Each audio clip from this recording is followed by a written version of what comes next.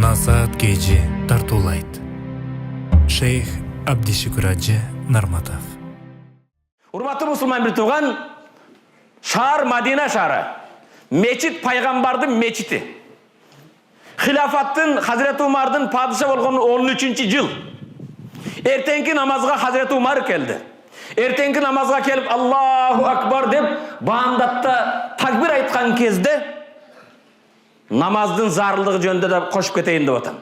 Хазирети Умар Аллаху акбар деп имам болуп баамдатканын айткан кезде Абу Лу'лу аль-Мажуси, бутпарас, отпарас, Мажуси болгон Абу Лу'лу деген келди да ууланган канжарын Хазирети Умардын 3 жерине бир риваятта 7 жерге сайып кетти.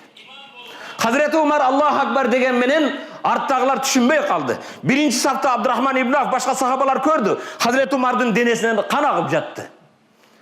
Хазирети Умар Абдурахман ибн Афты ордуна өткөздү. Абдурахман ибн Аф эң кыска сүрө менен баамдат намазын окугандан кийин бул Мажуси Хазирети Умарды бир канча канжары менен сайгандан кийин качып бара жатып 13 сахабаны урду.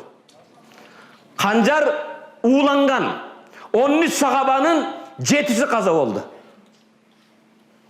Акырында бир сахаба чоң чепкенин үстүнө таштап, колго түшкөнүн билет дагы Абу Лу'лу Мажуси өзүнүн канжары менен сайып, өзүнү өзү өлтүрөт. Бирок бул маселе мени өлтүрөйүн деген маселе эмес, урматтуу мусулман бир тууган.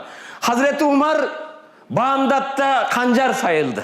Хазирети Умарды үйүнө көтөрүп келишти. Көтөрүп келген кезде дарыгерди чакырып, дарыгерге сүт берсе, Хазирети Умар сүт ичкен кезде канжар сайылган жерден чыгып кетти. Хазирети Умар, я амирил муъминин, имандуулардын жетекчиси, каза болосуз деди. Бул жаракат өтө терең деди. Осуятыңызды кылың. Бирок Хазирети Умар кан көп кеткендиктен бүгүнгү тил менен комага түштү, өзүнү жоготту. Бирок сахабалар Хазирети Умардан бир нерселерди сурамакчы. Эмне деймин? Хазирети Умарга келип, я Умар, комада жаткан адам бирөөдүн сөзүн укпайт.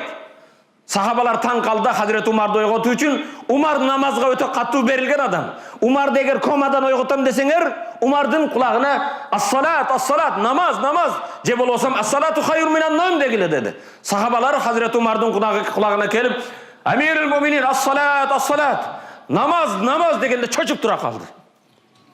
Бүгүн биз намаз дегенде турабызбы? Хазирети Умар намаз сөзүн укканда чочуп тура калды. Биринчи сөзү, мени ким урду, ким сайды, эмне болду деген жок. Акчаны балдарыма калтыргыла, менденки баланчы болсун деген жок. Хазирети Умардын биринчи сураган сөзү, асаллан нас, адамдар намаз окудубу деди. Жамаат менен намаз окудубу деди. Я амирил муъминин, намаз окушту деди. Амирил муъминин Хазирети Умарга сууду алып келген кезде Хазирети Умарды даарат алтырды. Ошол жерде баамдат намазын күн чыкканга окуду. Окугандан кийин Хазирети Умар айтат: "Менин өтө тынчымды алган нерсе" дейт. Дайым ушул мен кайгыда жүрдүм. Ушул нерсени ойлоп жүрдүм. Эмнени ойлоду? О балам Абдулла кел деди. Айшенеге чурка баргын. Пайгамбар мүрзөгө коюлган үйдө, пайгамбар коюлган, пайгамбардын жанында Умар коюлган. Жашоодо исламда дайым бирге жүрдүм. Ошол жерде бир орун калган. Рухсат берсе мен ошол жерге көмүлөйүн деди. Абдулла чурка балам деди. Хазирети Абдулла, Хазирети Умардын баласы, чуркап кетти. Кайра келгенде, сүйүнчү бериң ата, сүйүнчү бериң. Айшенебизге келип сураган кезде Айшенебиз бир орун калды эле, мени өзүмө сактап жүрөт элем. Атамдын өмүр жолдошум жанына мен коюлсам дейт элем, бирок Умардай адамды сөзүн эки кыла албаймын, өзүмдөн да Умардын талабын жогору коем, Умарды койгула дейт.